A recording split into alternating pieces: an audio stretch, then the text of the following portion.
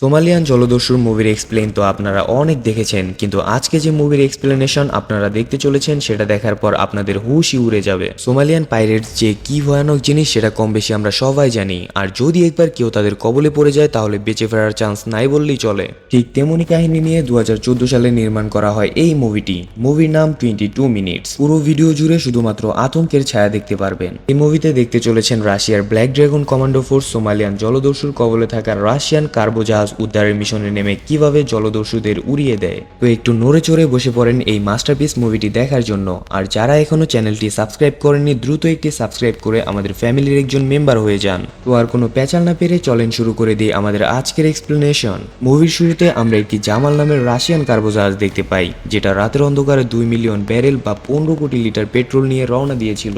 সেই রাত্রে ভেতরের ক্রুরা ঘুমানোর জন্য প্রস্তুতি নিচ্ছিল। এদিকে বাইরে জাহাজের চারপাশে এসে জমা হতে থাকে সোমালিয়ান জলদস্যুর দল। প্রায় 20টি বোট নিয়ে জলদস্যুর 100 জনের একটি গ্যাং এসে ঘিরে ফেলে পুরো জাহাজ। আর দড়ি বেয়ে তারা জাহাজের উপরে উঠতে শুরু করলে এই দৃশ্য ক্যাপ্টেন দেখে ফেলে আর চিল্লাতে চিল্লাতে সকল ক্রুকে বলতে থাকে, আমরা পাইরেটস এর কবলে পড়ে গেছি, তাড়াতাড়ি ইঞ্জিন বন্ধ করে দাও। সেই সাথে সবাইকে অ্যানাউন্স করে বলা হয় সকল ক্রু যেন ইঞ্জিন রুমে গিয়ে সেফলি আশ্রয় নেয়। সবাইকে পাঠিয়ে দিয়ে ক্যাপ্টেন পুরো জাহাজের লাইট অফ করে দিয়ে অন্ধকার করে দেয় আর নিজেও ইঞ্জিন রুমে গিয়ে দরজা লক করে দেয়। এদিকে জলদস্যুরা জাহাজের উপরে উঠে গিয়ে চারদিকে ছড়িয়ে পড়তে থাকে। ঘটনা এত দ্রুত ঘটে যায় যে কেউই তার প্রতিরোধ করার কোনো চান্সই পায়নি। অন্যদিকে সেই জামাল জাহাজ থেকে প্রায় 40 কিলোমিটার দূরে আরও একটি রাশিয়ান জাহাজ দেখতে পাই, যেটা হচ্ছে রাশিয়ার নেভাল ইনফ্যান্ট্রি টিমের সামরিক জাহাজ। আর এই জাহাজেই ছিল রাশিয়ার নেভি ব্ল্যাক ড্রাগন ফোর্সের সদস্যরা, যারা প্রায় 3 মাস ধরে রাশিয়া আমেরিকার সীমানায় মিশন শেষ করে রাশিয়ায় ফিরে যাচ্ছিল। এমন সময় ওই জাহাজে নিউজ আসে যে তাদের থেকে মাত্র 40 কিলোমিটার দূরে তাদের দেশের একটি পেট্রোল বোঝাই জাহাজ পাইরেটসের কবলে পড়েছে।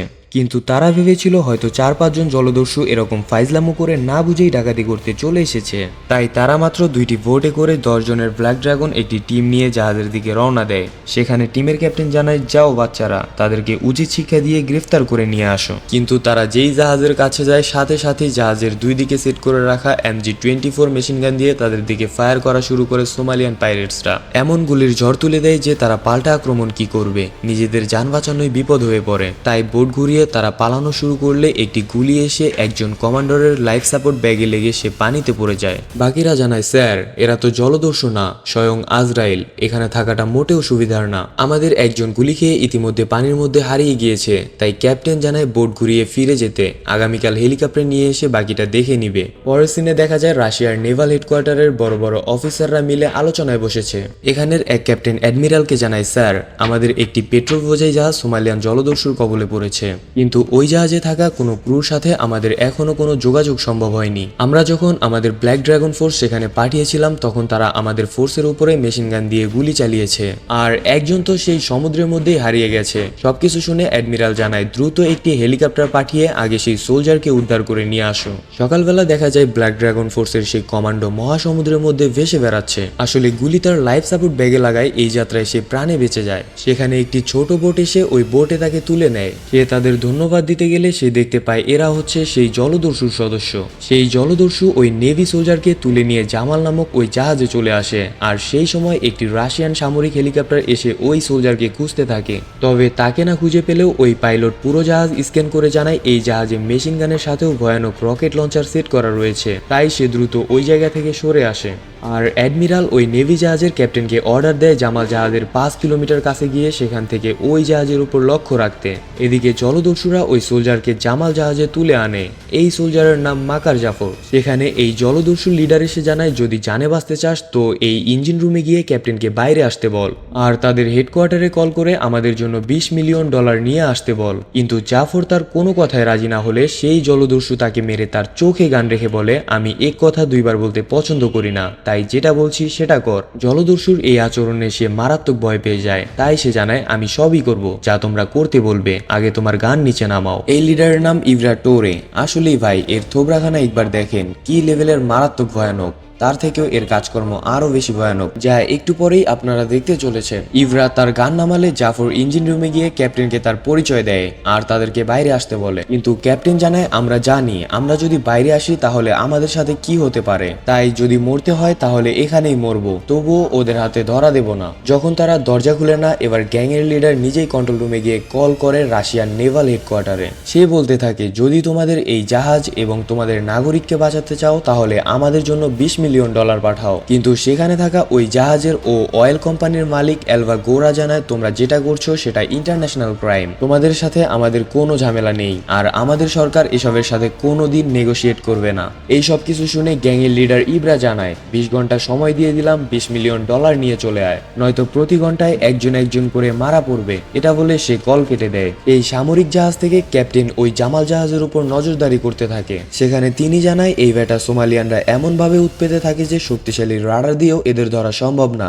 সেখানে তিনি ওই জাহাজের দুজন মেশিন গানারকে দেখতে পায়। আসলে এখানে তারা এমন ভাবে পুরো জাহাজ কবজা করে নিয়েছে যে ওই জাহাজের আশেপাশে যাওয়া বিপদের কারণ। ভারী ভারী মেশিন গান, সেই সাথে ভয়ঙ্কর 100 জন জলদস্যুর গ্যাং, তার থেকেও বিপদের কারণ এই জাহাজ পুরোটাই পেট্রোলে ভরা, যেখানে 15 কোটি লিটার পেট্রোল রয়েছে। মানে একটু ভুলভাল হলেই পুরো জাহাজ উড়ে যাবে, সেই সাথে সবার জানও। এই কারণে তারা সেখানে নিজে থেকে তাদের উপর ফায়ারও করতে পারবে না। তাই ক্যাপ্টেন আগে ওই জাহাজের স্ট্রাকচার ভালো করে পর্যবেক্ষণ করার পরামর্শ দেয় যাতে আক্রমণ করা সহজ হয়। এদিকে জামাল জাহাজ থেকেই জলদস্যুর লিডার ইভরা দূরবীন দিয়ে সেই জাহাজের উপর নজর রাখছিল, কারণ এই জাহাজ প্রায় একদিন ধরে তাদের জাহাজের পাশে পাশে চলছে। তাই সে ওই রাশিয়ান সোলজার জাফরকে ধরে আনতে বলে। জলদস্যুরা জাফরের সাথে আরো এক ক্রুকেও ধরে আনে। তারা জাফর ও ওই ক্রুকে দাঁড় করিয়ে তাদের দিকে রাইফেল তাক করে আর ইভরা তাদেরকে বলে দেখ আমি তোদের শেষবারের জন্য বলছি, তোদের অফিসাররা যদি আমাদের টাকা না দেয় তবে তোদের আমি বাঁচিয়ে রাখবো না। কিন্তু জাফর বলে তুই চাইলেও আমাদের মারতে পারবি না, কারণ এখানে একটা গুলি চললে পুরো জাহাজ উড়ে যাবে আর তার সাথে তোরাও মারা পড়বি। এটা শুনে ইভরা ঘুরে উঠে একটি চাকু বের করে ওই ক্রুর গলা ফাঁসিয়ে দেয় আর সে বলে গুলি না চালালেও চাকু তো ঠিকই চলবে। অন্যদিকে ওই সামরিক জাহাজ থেকে ক্যাপ্টেন সহ বাকিরা এই দৃশ্য দেখে ভয় পেয়ে যায় আর মারাত্মক ঘাবড়ে যায়। সেখানে অ্যাডমিরাল এসে জানায় তারা ওই জাহাজের এক ক্রুকে মেরে সাগরে ফেলে দিয়েছে, এরা মোটেও সুবিধার নয়, তাই যা করার দ্রুত করতে হবে, নয়তো সবাইকে মেরে তারা জাহাজ ব্লাস্ট করে চলে যাবে। জাহাজের মধ্যে দেখা যায় তারা জাফরকে না মেরে আবারও ওই ইঞ্জিন রুমের সামনে এনে তাদের বাইরে আসার জন্য বলতে বলে। আসলে জাফর যেহেতু রাশিয়ান ছিল তাই সে বাকি ক্রুদের সাথে কন্ট্যাক্ট করতে পারছিল আর জাফর তাদের জন্য একটা টোপও ছিল, যার কারণে তারা জাফরকে না মেরে এখনো বাঁচিয়ে রেখেছিল। কিন্তু জাফর ক্রুদের জানায় তোমরা কেউই বাইরে আসবে না, এরা খুবই বিপজ্জনক, যাকে পাচ্ছে তাকেই মেরে ফেলছে। কিন্তু লিডার ইভরা রাশিয়ান ভাষা না বুঝলেও তার সন্দেহ হয়, তাই সে জাফরের গলায় চাকু ধরে দ্বিতীয়বার সাবধান করে দেয় যদি সে আর একবার এরকম উল্টাপাল্টা কাজ করে তো তাকে জবাই করে ফেলা হবে। সেখান থেকে তাকে নিয়ে গেলে অন্য দল এসে কুড়াল দিয়ে দরজা ভাঙতে থাকে। অন্যদিকে রাশিয়ার নেভাল হেডকোয়ার্টারে অ্যাডমিরাল, লেফটেন্যান্ট ও সেই জাহাজের মালিক মিলে ড্রোন ফুটেজ দেখে পুরো জাহাজ পর্যবেক্ষণ করতে থাকে। সেখানে লেফটেন্যান্ট জানায় এই লোকটাই হচ্ছে গ্যাংয়ের লিডার, যার নাম ইব্রা। তার ক্রাইম রিপোর্ট থেকে জানা যায় সে আগে আমেরিকায় ছিল, তারপর ইতালিতে ছিল আর সোমালিয়ায় এসে বর্তমানে সে বিশাল একটি গ্যাং চালাচ্ছে। আর এই জাহাজে আনুমানিক 80 থেকে 90 জনের একটি গ্যাং রয়েছে, কারণ এই ইব্রা যেন তেন কোনো মামুলি গ্যাং চালায় না। এই সব কিছু শুনে সেই জাহাজের মালিক এলভা গোরা জানায় এত টাকা কোনোভাবেই দেওয়া সম্ভব না, এর আগেও তারা আমেরিকার একটি জাহাজ এমনিতেই ছেড়ে দিয়েছিল, তাই খামোখা এত টাকা দেওয়ার কোনো দরকার নেই। কিন্তু লেফটেন্যান্ট জানায় ইব্রার গ্যাং কোনোদিন খালি হাতে মিশন শেষ করেনি, তারা হয়তো টাকা নেবে নয়তো জাহাজটাই শেষ করে দেবে। কিন্তু এত কিছুর পরেও সেই জাহাজের মালিক টাকা দিতে অস্বীকৃতি জানালে অ্যাডমিরাল রেগে যায়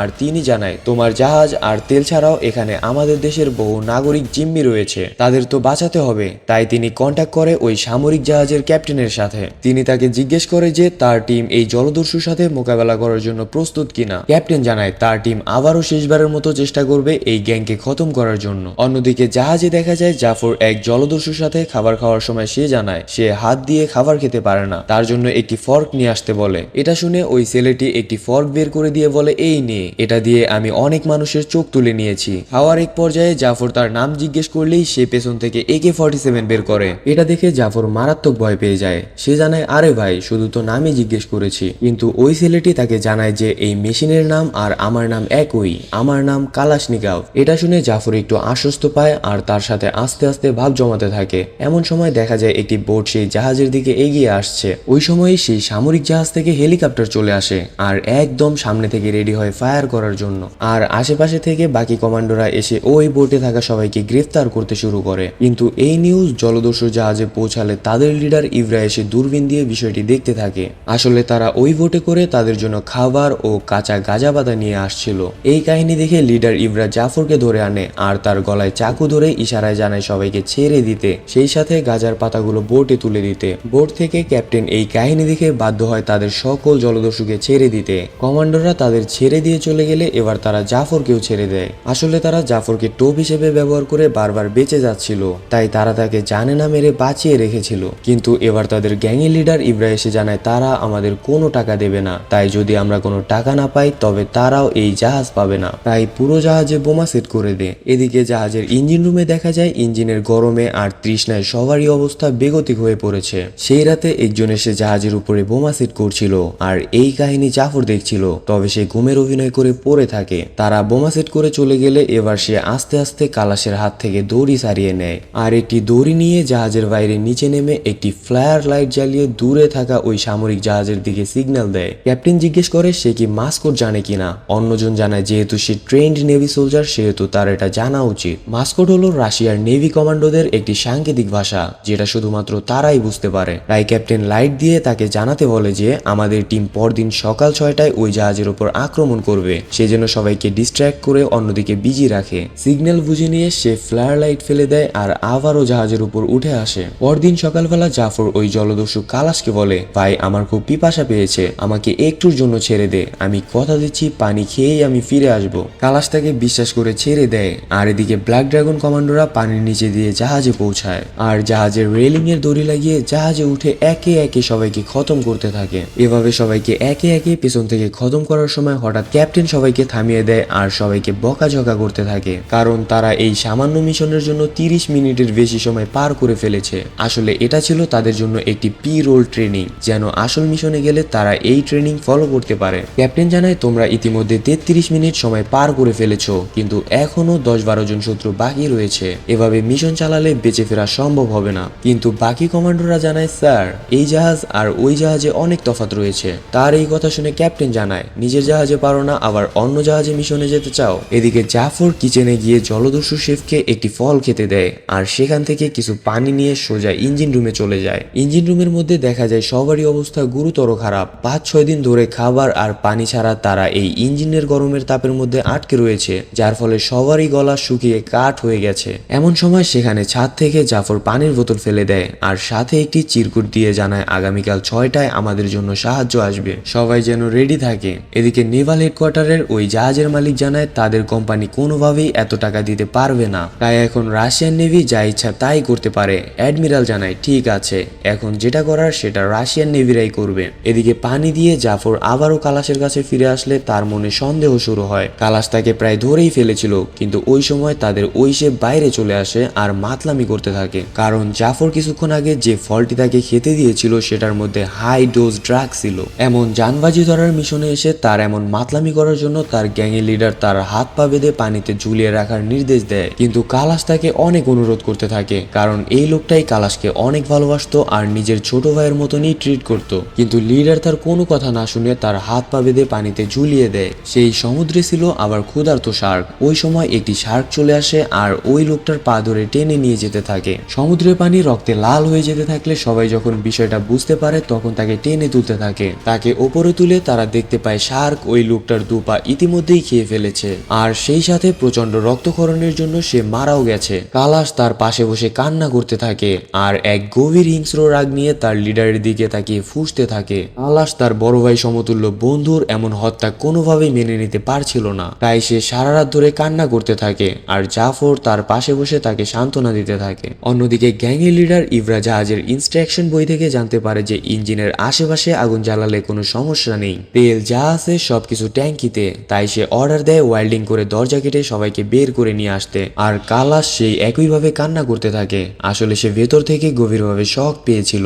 সে বলতে থাকে আজকে লিডার আমার ভাইকে মেরেছে, কাল নিজের স্বার্থে আমাকেও মেরে ফেলবে, তাই আমি চাই না আমাদের সাথে সাথে তোমারও জীবনটা যাক। আমি তোমাকে ছেড়ে দিলাম, তুমি এখান থেকে পালিয়ে যাও। কিন্তু এবার বাধ্য হয়ে জাফর সব সত্যি কথা কালাশকে বলে দেয়। সে জানায় আমি চাইলেও পালিয়ে যেতে পারবো না, কারণ আজকে ভোরে আমাদের কমান্ডো ফোর্স আসবে আমাদের নিয়ে যেতে, আর আমার কাজ হলো সবাইকে অন্যদিকে ব্যস্ত রাখা। কালাশ তার এই কথা শুনে তাকে বলে, আমি জানি আমি অনেক খারাপ কাজ করেছি, তবে আমি তোমাকে সম্পূর্ণ সাহায্য করব। তখন জাফর কালাশের কাছে একটি চাকু চেয়ে নেয় নিরাপত্তার জন্য। কালাশ তাকে একটি চাকু বের করে দিতেই এমন সময় সেখানে এসে উপস্থিত হয় গ্যাংয়ের লিডার ইব্রা। এবার জাফর বুঝতে পারে যে সে ইতিমধ্যে ধরা খেয়ে গেছে।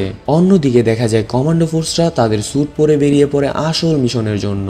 এভাবে আস্তে আস্তে সকাল হতে থাকে আর কমান্ডো ফোর্সরা পানির নিচে দিয়ে জাহাজের নিচে এসে জমা হতে থাকে। ইঞ্জিন রুমের মধ্যে দেখা যায় জলদস্যুরা প্রায় ওয়েল্ডিং করে দরজা কেটেই ফেলেছে, তাই ক্যাপ্টেন এসে সবাইকে একটি করে রড ধরিয়ে দেয় আর সবাইকে বলে, ক্রুরা আমরা তো এমনিতেই মারা যাব, তাই যুদ্ধ করে তবেই মরবো, কেউ যেন আমাদের কাপুরুষ বলতে না পারে। সেই সাথে তিনি ইঞ্জিন আবারও চালু করার অর্ডার দেয় যেন জাহাজ তাদের দেশের দিকে এগিয়ে যায়। এদিকে জলদস্যুরা জাফরকে ধরে আনে মেরে ফেলার জন্য, কারণ এখন তাকে আর বাঁচিয়ে রেখে কোনো লাভ নেই, কেননা তারা আর একটা টাকাও পাবে না। তাই এই জলদস্যু জাফরকে দাঁড় করায় শুট করার জন্য।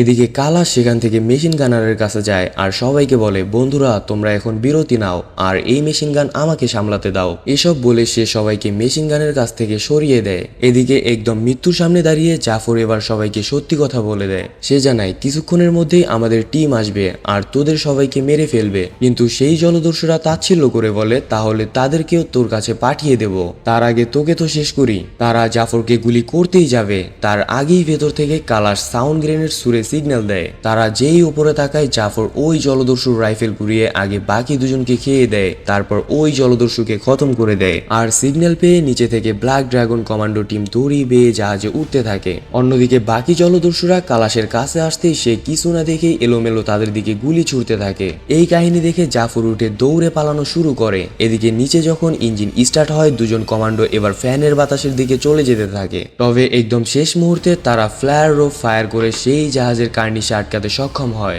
এদিকে বাকি কমান্ডোরা জাহাজে উঠে চাকু দিয়ে একে একে সব জলদস্যুর গলা ঘাড় ফাঁসিয়ে দিতে শুরু করে। আর জাফর এসে পৌঁছে যায় ইঞ্জিন রুমের সামনে। সে এবার কালাশের দেওয়া ওই চাকু বের করে দরজার সামনে দুজন দস্যুর গলা পেট ফাঁসিয়ে দেয় আর বাকি সবাইকে ইঞ্জিন রুম থেকে বের করে আনে। অন্যদিকে ফায়ারিং এর সাউন্ড শুনে গ্যাংয়ের লিডার খুঁজতে খুঁজতে এবার কালাশের কাছে চলে আসে, কিন্তু কালাশ তাকে আর ভয় না পেয়ে তার দিকে ফায়ার করে। এবার ইব্রা একটি গ্রেনেড ছুড়ে মারে কালাশের দিকে আর এই ব্লাস্টে কালাশ বেশ আহত হয়ে পড়ে। এবার ইব্রা কালাশের সামনে আসে আর কালাশ উঠে তার বুকে রাইফেল ধরে। ইব্রা বলে, সাহস থাকলে আমার বুকে গুলি চালিয়ে দেখা। কালাশ সত্যি সত্যি টিগারে চাপ দেয়, কিন্তু তার রাইফেলে কোনো গুলি ছিল না, তাই সাথে সাথে ইব্রা চাকু বের করে তার গলা ফাঁসিয়ে দেয়। এদিকে বাইরে ব্ল্যাক ড্রাগন কমান্ডোরা একে একে চাকু দিয়ে বাকি মেশিন গানারের গলা ফাঁসিয়ে দিতে থাকে। আর ইঞ্জিন রুম থেকে সকল ক্রুরা বের হয়ে সামনে যাকেই পাচ্ছে তাকেই রড দিয়ে মাথা ফাটিয়ে দিতে থাকে। এদিকে জলদস্যুদের হাতে রাইফেল থাকলেও তারা গুলি করতে পারছিল না, কারণ ফায়ার যদি ট্যাঙ্কের কাছে হয় তাহলে পুরো জাহাজটাই উড়ে যাবে। সেখানে শুরু হয় অস্থির লেভেলের মারামারি, কেউ রড দিয়ে পিটিয়ে আবার কেউ বা চাকু দিয়ে পেট ভুঁড়ি গলাঘাড় ফাঁসিয়ে দিতে থাকে। এদিকে এক জলদস্যু জাফরকে ধরে ফেলে আর তাকে প্রচন্ড মারতে থাকে। আর এই ব্ল্যাক ড্রাগন কমান্ডো ফোর্সের ক্যাপ্টেনের সাথে শুরু হয় জলদস্যুর গ্যাং লিডার ইব্রার কঠিন লড়াই। ইব্রা সেই কমান্ডোর দুই গাড়ে দুই চাকু চেপে ধরে তাকে প্রায় মেরেই ফেলবে। ঠিক ওই সময় জাহাজ এসে নিচের পাথরে আঘাত করে আর পুরো জাহাজ হেলে পড়ে, ফলে এই যাত্রায় ক্যাপ্টেন বেঁচে যায়। তবে সে চাকু তুলে নিয়ে এলোমেলো ভাবে ইব্রাকে স্টেপ করতে থাকে। এবার ইব্রা জীবনের মায়া বাদ দিয়ে সেই গান বের করে ক্যাপ্টেনকে শুট করার জন্য। তার আগেই সেই ক্যাপ্টেন তার টিগারের মধ্যে চাকু ঢুকিয়ে দিয়ে টিগার আটকে দেয় আর তাকেই হোস্টেস করে ফেলে। অন্যদিকে এভাবেই চলতে থাকে কঠিন লেভেলের মারামারি। প্রায় 22 মিনিট ধরে তাদের এরকম মারামারি চলার পর অবশেষে জলদস্যুরা একে একে রাশিয়ান ব্ল্যাক ড্রাগন ফোর্সের কাছে স্যারেন্ডার করতে বাধ্য হয়। কিন্তু ওই সময়ই গ্যাংয়ের লিডার তার পকেট থেকে রিমোট বের করে তার সেট করা বোমা ব্লাস্ট করে পুরো জাহাজ উড়িয়ে দেওয়ার জন্য। এদিকে জাফর প্রাণপণ চেষ্টা করতে থাকে সেই বোমার অ্যান্টেনা খুলে নেওয়ার জন্য। এই রিমোট চেপে দিতেই ওই সময় জাফর অ্যান্টেনা খুলে নিতে সক্ষম হয় আর বাকি কমান্ডোরা এসে বেঁচে যাওয়া সকল জলদস্যুদের মেরে সাগরে ফেলে দিতে থাকে। সবাইকে গ্রেফতার করে তারা রাশিয়ার নেভাল হেডকোয়ার্টারে জানিয়ে দেয় যে পুরো জাহাজ এখন তাদের নিয়ন্ত্রণে। এমন সময় জাফর দেখতে পায় যে কালাশ রক্তাক্ত অবস্থায় পড়ে রয়েছে। সে তার কাছে গিয়ে বলতে থাকে, কালাশ তোর কিচ্ছু হবে না বন্ধু, হেলিকপ্টার আসছে, আমি তোকে হসপিটালে নিয়ে যাব। কিন্তু কালাশ জানায়, বন্ধু আমি তোমার সাথে অনেক অন্যায় করেছি, তাই আমাকে ক্ষমা করে দিও। কালাশ তার পকেট থেকে একটি রেকর্ডার বের করে দেয় আর তাকে বলে, যদি তুমি আমাকে কখনো মিস করো তবে এটা বাজিয়ে শুনো, এটার মধ্যে আমার নিজের কিছু রেকর্ড করা গান রয়েছে। এসব বলতে বলতেই কালাশ জাফরের হাতের উপরেই মারা যায়। এবার সেখানে দেখা যায় জলদস্যুর সাথে এই মারামারিতে অনেক ক্রুও মারা গেছে, তাদের সবাইকে সাদা চাদরে ডেকে দেওয়া হয়। যখন কালাশকে নিয়ে যাওয়া হবে তখন জাফর এসে কান্না করতে করতে কালাশকে বলে, বন্ধু আমি তোমার কাছে চিরকৃতজ্ঞ থাকবো। সে তার হাতের ঘড়ি খুলে কালাশের হাতে পরিয়ে দেয় আর তাকে চির বিদায় জানিয়ে দেয়। সেই সময় নেভাল হেডকোয়ার্টার থেকে ব্ল্যাক ড্রাগন ক্যাপ্টেনের কাছে কল আসে আর তাকে জানানো হয় যে যেই জলদস্যুগুলো বেঁচে রয়েছে তাদেরকে কিছু খাবার ও বিশুদ্ধ পানি দিয়ে একটি ছোট বোটে করে ছেড়ে দেওয়ার জন্য। কিন্তু ক্যাপ্টেন জানায়, স্যার এরা খুবই ভয়ানক, এদের যদি ছেড়ে দিই তাহলে এরা আবারও ক্রাইম করবে। কিন্তু লেফটেন্যান্ট জানায়, এটা আমার অর্ডার না, এটা উপর মহলের নির্দেশ, কারণ তারা অন্য দেশের নাগরিক, তাই তাদের গ্রেফতার করার রাইট আমাদের নেই। ফলে বাধ্য হয়ে ক্যাপ্টেন তাদের কিছু খাবার ও বিশুদ্ধ পানি দিয়ে একটি বোটে করে ছেড়ে দিতে বলে। জাফর একটি বোতলে পানি এনে তাদের বোটে তুলে দেয়। জলদস্যুরা যখন তাদের জাহাজ থেকে 2 থেকে 3 কিলোমিটার দূরে যায়, এবার জাফর তার পকেট থেকে ওই রেকর্ডার বের করে। ঠিক ওই সময় গ্যাংয়ের লিডারও সেই পানির বোতল খুলে আর সে দেখতে পায় বোতলের ভিতরে বোমা। জাফর বাটন প্রেস করার সাথে সাথেই এক ব্লাস্টে পুরো বোট উড়ে যায় আর এভাবেই সে কোনো রকম প্রমাণ ছাড়াই সকল জলদস্যুকে খতম করে দেয়। এবার তারা আহত ও নিহত সকল ক্রুকে নিয়ে নিজের দেশের পথে আবারও যাত্রা শুরু করে। আর এখানেই এই মুভির সমাপ্তি হয়। তো মুভিটি কেমন লেগেছে তা কমেন্টে জানাতে ভুলবেন না কিন্তু। আর এখনো যদি সাবস্ক্রাইব না করে থাকেন তাহলে দ্রুত একটি সাবস্ক্রাইব করে আমাদের ফ্যামিলির একজন মেম্বার হয়ে যান। সকলে ভালো থাকবেন, সুস্থ থাকবেন, আল্লাহ হাফেজ।